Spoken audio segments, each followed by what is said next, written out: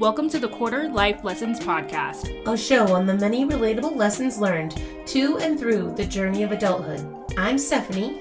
And I'm CharLea. Let's get started.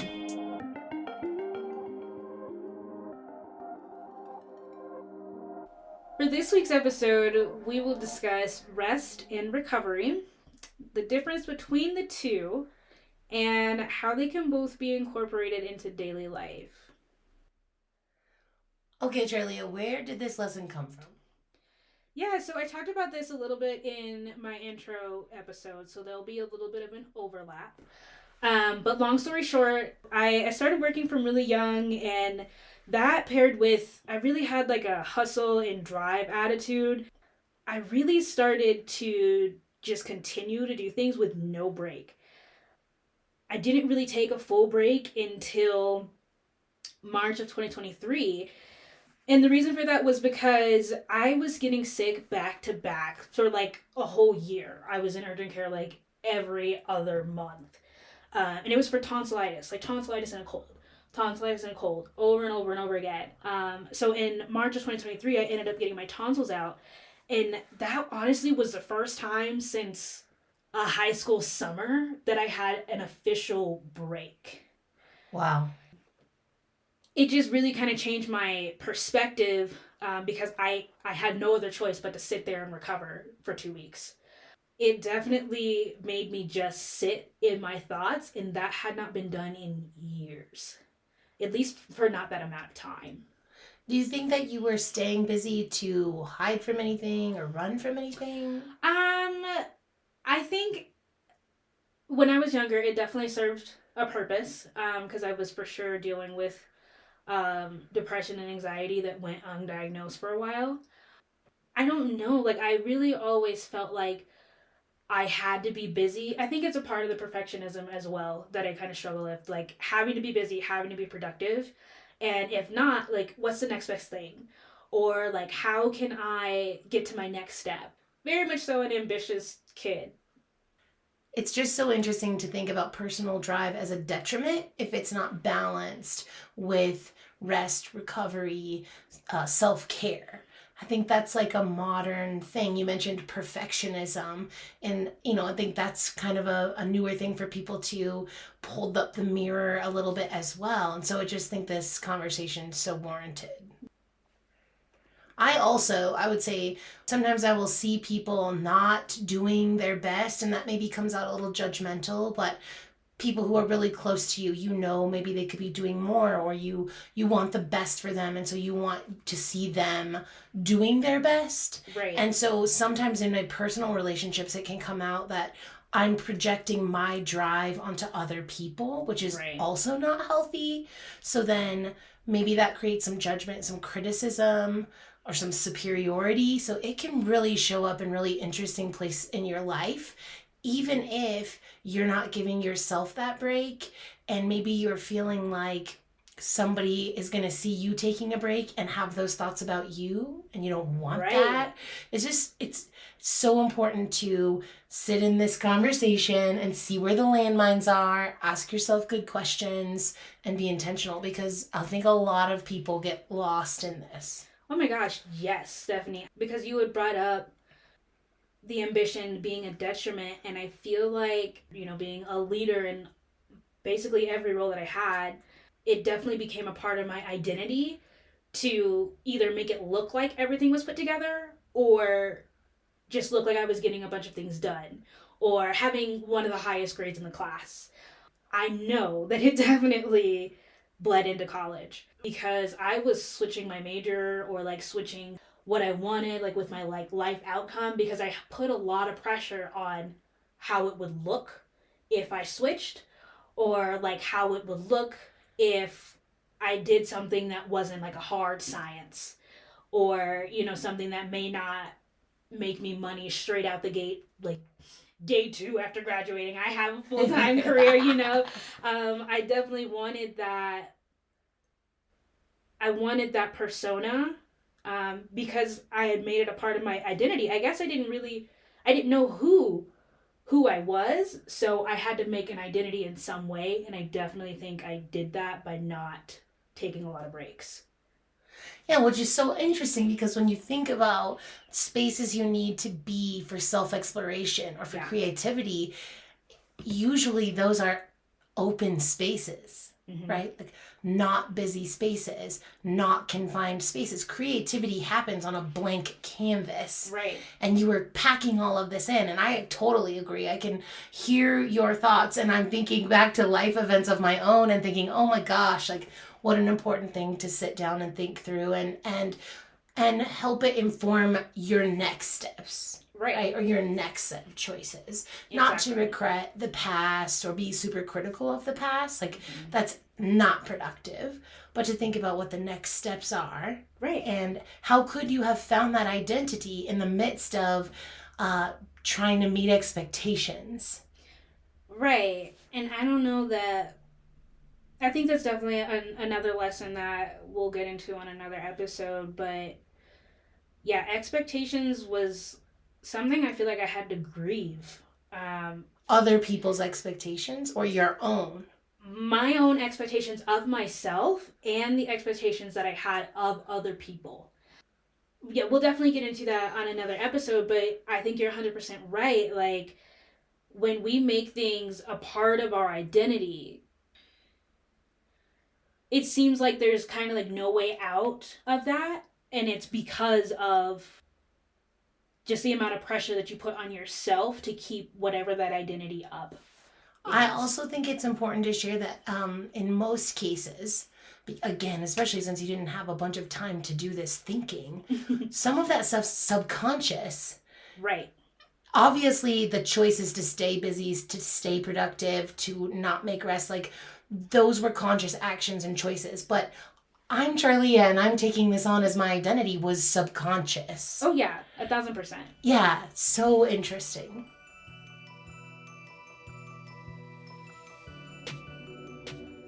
I really started to notice that when I wasn't taking the rest that I was planning, or when I wasn't following through and trying to get enough sleep, or, you know, unplugging from work or even social media sometimes, I lost some of the amount that I could be productive in general.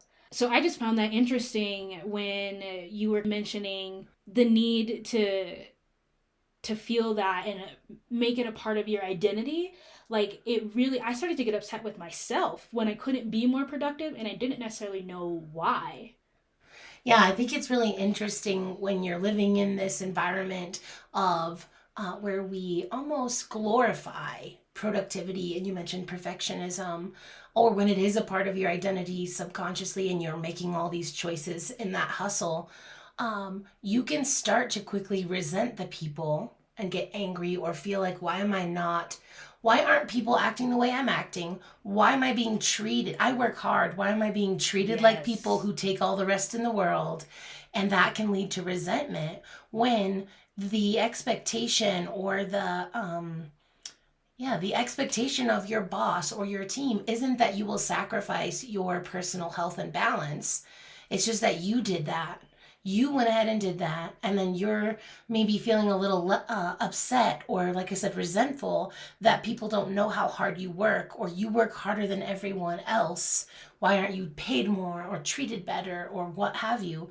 Or even just people enjoying a break at work while you're hustling is annoying to you. Now, obviously, all things in moderation. Check in with yourself in those moments, because if you start to feel resentful because of your productivity and your drive, I think there's something else going on.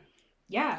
Either it's a conversation to have in your relationship, it is a conversation about your choices versus what somebody asked of you, and just a time to take a bit of a personal inventory, because resentment is tricky, and it's often something you do to yourself. It can be something you do to yourself and not something someone else has done to you that generates resentment. Yeah. You can be, the most productive person in the building, and nobody's really going to tell you not to be. Right. Well, there may be some people, who love and care about you, but honestly, if it benefits the company that you're working for, if this is they're going to let you keep overworking yourself, and they're going to keep paying you the amount that you're getting for all the energy you're giving out. And that definitely has happened to me in the past, where I'm getting here at 7 o'clock, I'm doing all these other things that all these other people aren't doing, and we're getting paid the same. Right. And at that moment, are you going to be a martyr for your choices and feel like the victim and that you're being taken advantage of?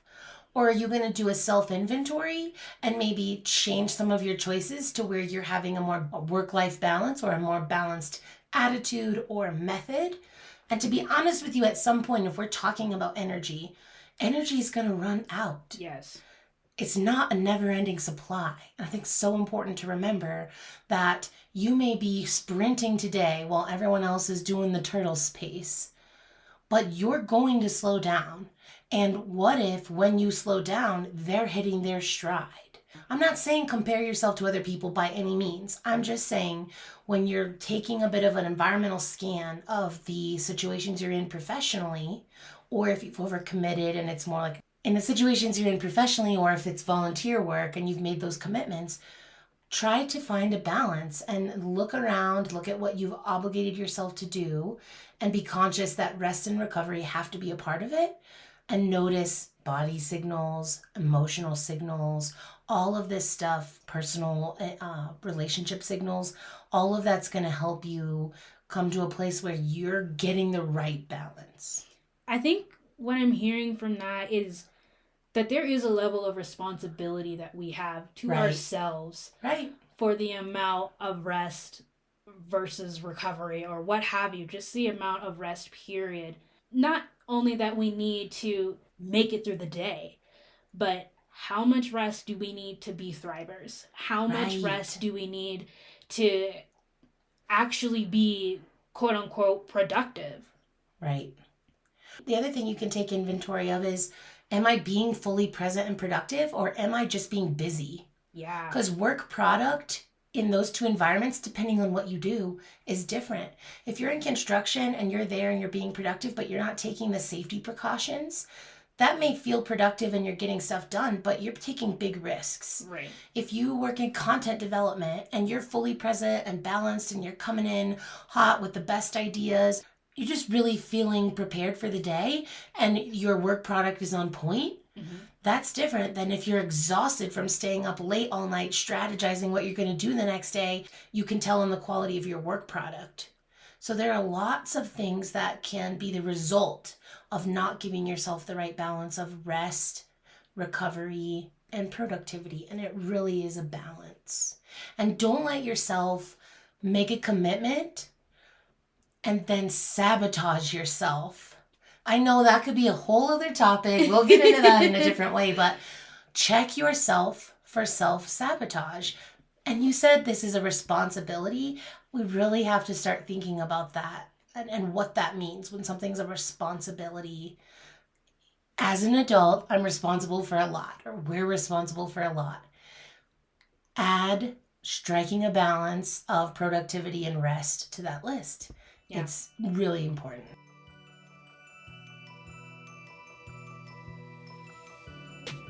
So what exactly do you mean when you are talking about rest, and how do you define recovery?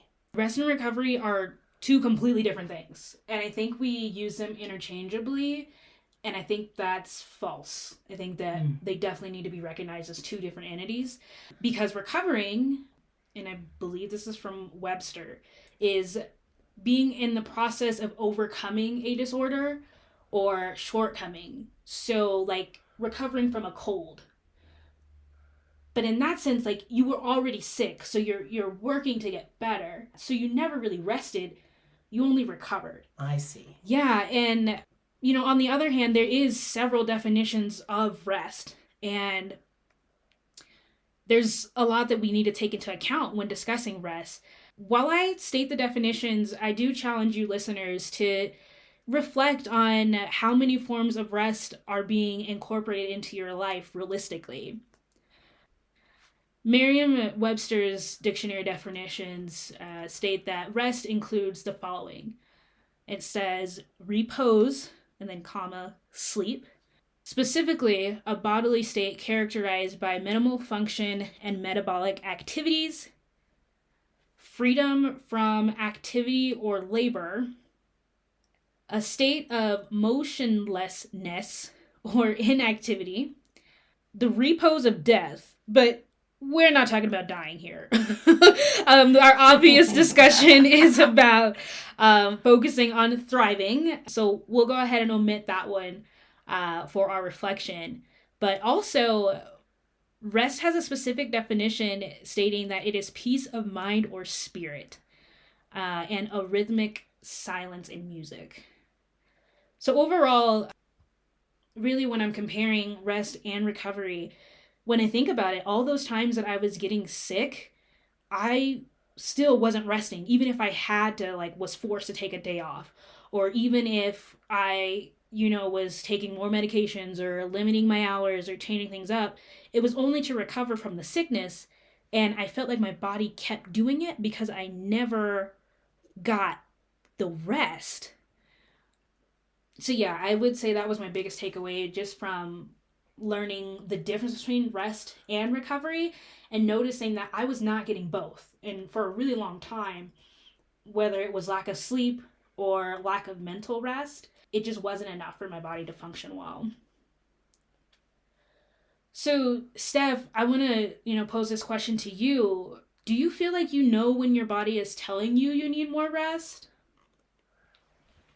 Man, I think that is interesting because the body signs, the tells that your body gives you are so easy to ignore. Yeah. And we don't have to get into the whole, do you support the self-care movement or not? Because that can get a little dicey. But, certain things like your body may do, like temperature changes, headache, swelling, bathroom habits, different things are so easy to see as little inconveniences that you should deal with and sometimes ignore. Right. And I think that's easy, especially in a work hustle environment or a praising productivity environment. And I do think people minimalize these body signals that show up.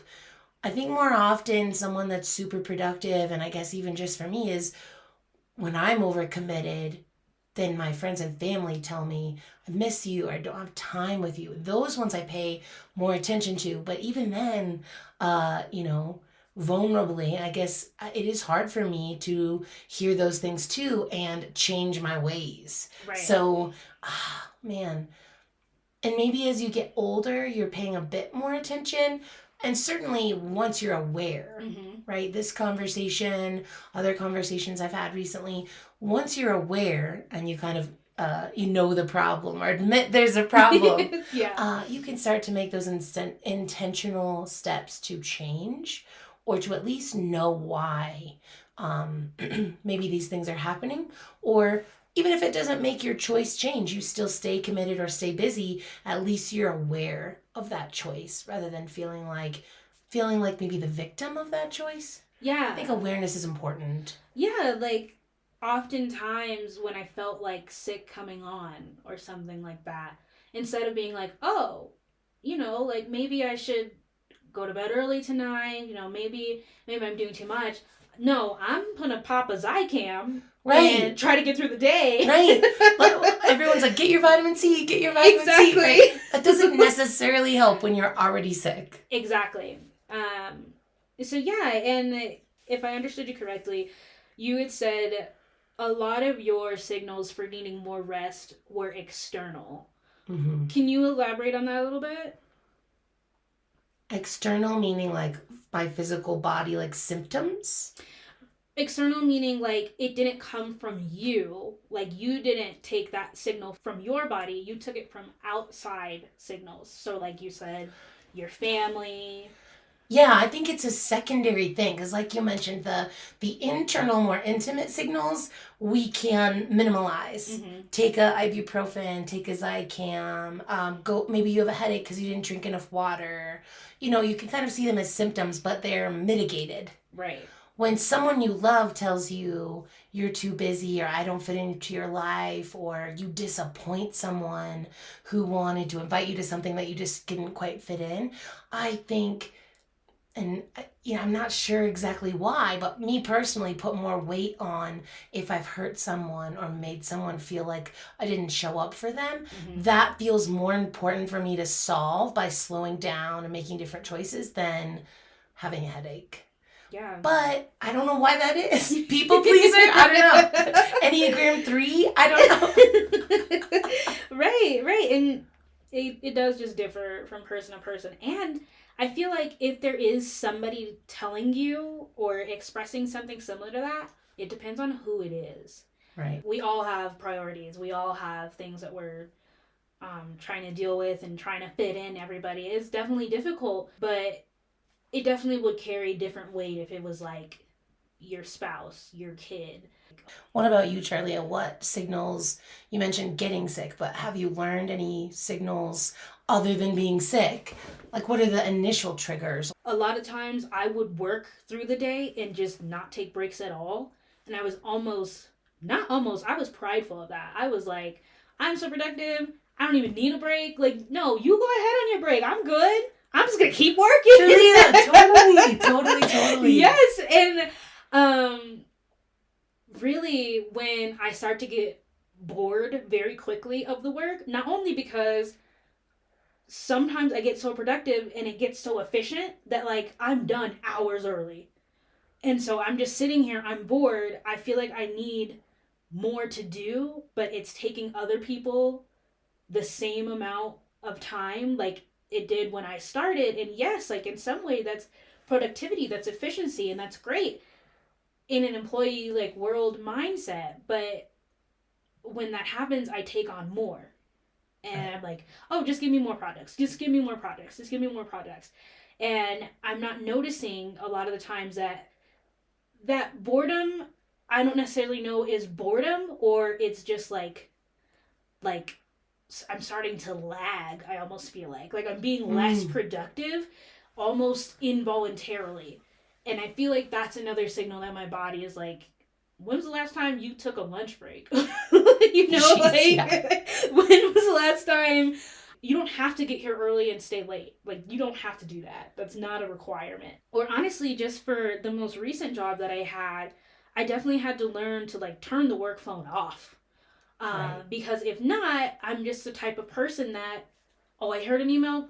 Let me just make sure it's nothing too crazy. I just want to, it's not too late. I'll just respond to it. That way they don't have to wait for me in the morning. I'm coming in a little later. Like, no. I need to turn it off because another signal I feel like I get is when my mind doesn't stop and I'm trying to rest. So let's say I've done my night routine, I'm trying to lay down, and I'm just like super anxious. I'm worried about something. I'm like, oh, I have this deadline. Oh, I have to change things around. Like, how am I going to get to this morning? There needs to be a period of time into off mode, which is not necessarily like off, do nothing, but just off of work or off of whatever the task is that's taking over so much of my brain space and my energy. And when that starts to happen more and more, I start to get less and less sleep. And that's a big indicator for me that I need a break, like a longer weekend or something, because it's not even the physical break at that point, it's the mental break. It's the break from the thought. I think what you said that was really powerful in that is it's the energy. Yeah. And I don't do this myself, but I think it would be really great to start doing. And that is just check where's my energy at? Yeah. Where my physical body is right here recording this podcast with you. Exactly. Well, where is my energy at? And then I'm so lucky because in this moment, it's right here. Right. For this great conversation. But there are many times I may be at work and my energy is on something personal, or I'm at home with family and my energy is on something at work. And when I say energy, I guess I just mean kind of the thoughts in your head. Mm-hmm. You may even be watching TV and your energy is focused on that anxiety of the deadline at work or some personal problem or whatever it is. And so I do wonder where this conversation on rest and recovery comes down to focusing your energy on whatever you're doing in the moment, like presence. Yes. Because like you said, you may be having a break at work or an idle moment at work where you sprinted to the finish line. And you did, and that's great. And I'm all for being productive and right. Hitting those goals. But where's your energy at the finish line? Is it on what's the next project? Is it on something personal? But maybe it's being at the end of that and just enjoying that rest and checking the energy to say, like, I'm proud of myself, or I need to just kind of be in my feelings right now because I know there's always going to be another goal, always going to be another work project. Yeah. I mean, that's huge. And I think now we're kind of stepping into the territory of boundaries. Right. But specifically with rest, I think we hinted on it a little bit. Like, we definitely have to be the ones to take control and incorporate that rest into our daily schedules. Because, again, I don't necessarily want to go back to waiting until my body makes me take a break to take a break. How do we do that? What are our next steps on that? If you had to today, what is something that you can make sure you're incorporating daily to make sure that you're getting some sort of rest, whether that's mental, physical, emotional? Yeah, I think it's going to manifest in different things. It already does manifest in different things, but being more intentional about it, I think, is a step forward, and a very actionable step forward. Thinking about the transition between on and off in your personal and professional life and how you actually make space for that. Yeah. I remember in COVID, people talked a lot about how they missed their drive to and from work when they were working remote. And maybe those out there working remote feel the same way. Because you didn't get that time in the car to turn on or turn off your day. Being intentional about that. And then for me, I think based on this conversation is checking my energy and refocusing it in whatever is most important at the time. If it's too focused on something that's bothering me personally at work, then let's check that and refocus. And often if it's something that's in my personal life that's bothering me professionally, just put a pin in it. Create a emotional parking lot or whatever you need to do, an energy parking lot to turn that back on, 8 a.m. the next day. So that's what I think. Having that boundary of when to compartmentalize things. Right. And when is it appropriate to be brought up. And not even just appropriate for whatever it is that you're dealing with. When is it appropriate for you? Like, when can you handle that conversation again? Like, when can you come back around to that? So just a few more tips to wrap up. Definitely, Stephanie hit on this. Working from home, if it is possible, turn off the devices. Not a do not disturb that can be called through, not a vibrate, like, turn it off. I think that definitely helped me not even think about it, and also not have it be an option. Like, I understand if you are an essential employee, like, there's certain things that you do have to be tentative to, certain jobs, but if that's not your reality, like, maybe let's check in. Maybe we don't need to be answering that last 8 o'clock email. Definitely unplug in any way that you can, when you can, but also, how much energy are you giving to others? That's a really good reflection point of how long am I talking on the phone to friends, but I also had all of these work conversations with clients, or I also help my neighbor do this thing. Like, make sure that you're checking in with yourself on the energy you give out, because you only have so much. And again, we can't pour from empty cups. Wrapping up with, what is the care that you're giving to yourself to make sure you can follow through with whatever boundaries you're going to set around rest? So I'm going to set a 9 o'clock bedtime. Well, okay, that doesn't work if I agree to leaving the house at 8:30 for dinner, So just making sure you can show up for the commitments that you make. And I feel like maybe adding, if you're into this, a little nighttime routine. I feel like my biggest leeway to a good night's sleep is a nighttime shower with mood lighting, or like barely any lighting, with just candles or something. Or I have like a dimmer? Yeah, like just like the LED lights. Change your environment so that your body recognizes it's time to get ready for bed. Because going straight from TV to the bed does not help me at all. My special lavender scents in the shower and essential oils diffuser, like, all of that really takes into account to just getting yourself ready for rest, because it doesn't come easy to everybody. Yeah, that's really interesting. I don't have a bedtime routine like that, but I would be curious, even though I don't notice the lack of sleep or rest as a symptom, if I invested in those experiences, would I be feeling a whole different way? Like, Yeah. so even people that don't feel like that, you feel like your rest is fine in the evening, if you try out a nighttime routine, something like that, or something that's special for you for a week, just test it, experiment with that to see if it will have an enhancement that you didn't even know was needed. Exactly.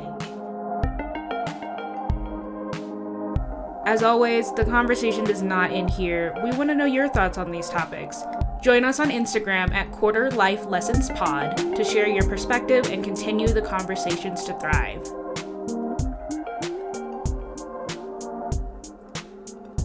Thank you for tuning in to the Quarter Life Lessons podcast.